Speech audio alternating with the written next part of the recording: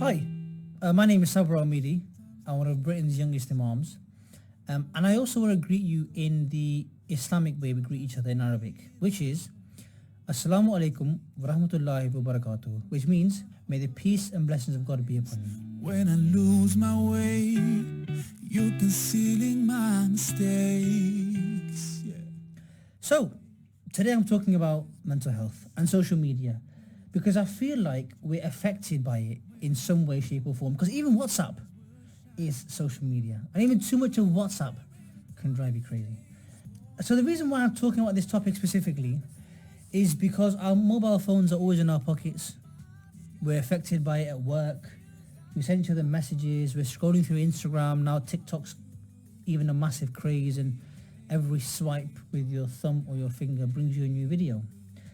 And the verse of the Holy Quran I have chosen today just reminds you that through the remembrance of God, you can find peace. And also through prayer and other ways, you can look after your mental health and your physical health. And the English translation is as follows: I seek refuge with Allah from Satan the accursed, in the name of Allah the gracious, the merciful. Those who believe and whose hearts find comfort in the remembrance of Allah, it is in the remembrance of Allah that hearts can find comfort. Now, even for me, social media is new. I've never been on social media in my life. The social media handle or name I go by is the Young Imam, and I am a young Imam. And I'll tell you the story of my presence on social media. I was literally, you can imagine, I was sat in a tea shop in the middle of Tooting. My friend said to me, Sabah, you know what? You need to be on social media.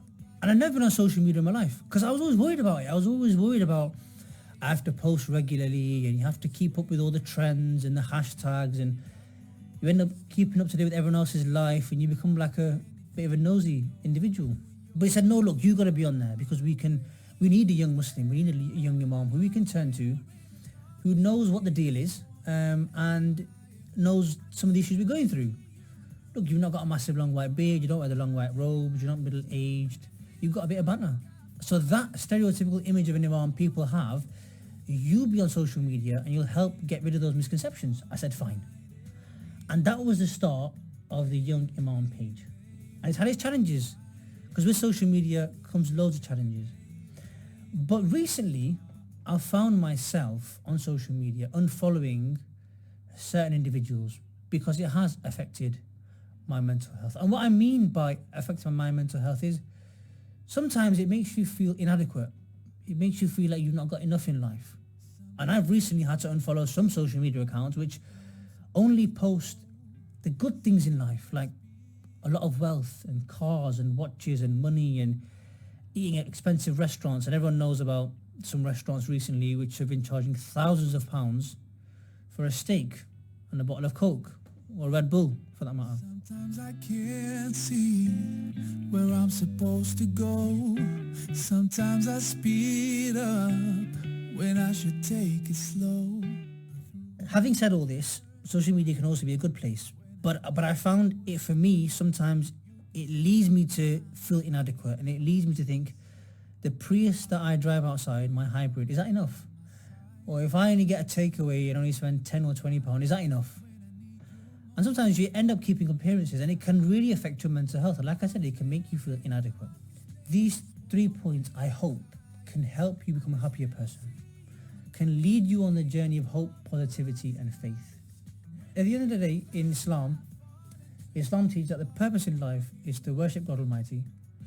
And God Almighty also says that you can't fulfill God's rights until you fulfill the rights of his creation. And for you to fulfill the rights of his creation, you have to be in the right mindset yourself to help others, if that makes sense.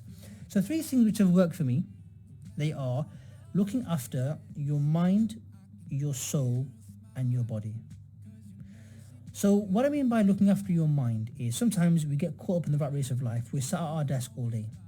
Sometimes we need to look after our mind by maybe reading a book or doing a word search or talking to someone and alleviating some stress. Just taking yourself away from your routine and giving yourself a bit of clarity and doing something different. That's looking after your mind. Looking after your soul, this is super important. What I mean by that is whether you're Muslim or not, whether you are of different faith, there's a way which you can pray or meditate and again, take yourself away from the rat race of life. Now the beauty of Islam, we have the 5 daily prayers. So we were encouraged to take time out of our day and offer the 5 daily prayers. And the 5 daily prayers take between 10 to 15 minutes for each prayer. And one thing I love about prayer is you're able to prostrate. But your forehead and your nose touches the floor and you're in the prostration position. And that's a time where Muslims are able to communicate with God Almighty. It's a time for you to pour your heart out and you're encouraged to have that communion with God. Talk about your problems, talk about things that you need help with. It's a time to pray and connect with God. And that itself, they say a problem shared is a problem halved. Prayer is a beautiful way to alleviate your stress and worries. You're saying to God, God, these are my problems, I need your help.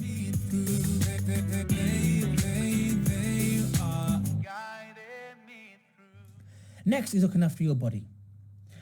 And the way to do that is by exercising. Whether you go for a walk or you go for a swim or you go to the gym or you might play football or hockey or whatever that sport might be, it's so important to look after your physical health because it will give you that kick of happy hormones. I think it's dopamine. And that kick is so good for you. And I know people say, I don't have time to go to the gym. I don't have time. I've got family commitments or work commitments. I've got to meet people. My meetings are never ending. I'm in the same position as you are. Trust me. But I'll tell you what works for me. What works for me are HIIT workouts. So high intense interval training. And you only need, I promise, 20 minutes. So I pick 3 or 4 exercises and I use them as a circuit. I do them for 20 minutes and trust me, the sweat you build up is incredible. So looking after your mind, your soul and your body will hopefully help you and lead you to having positive mental health. So not only you're able to help yourself, but also you're able to perform your prayers better, but you're also able to help humanity and serve humanity to the best of your ability. So have hope, positivity, stay positive and have faith. And hopefully you will lead a life of contentment, a life of happiness and life of success. So they're my tips for today. And I hope they help because they've helped me. So look after yourself so that you're able to look after those people around you.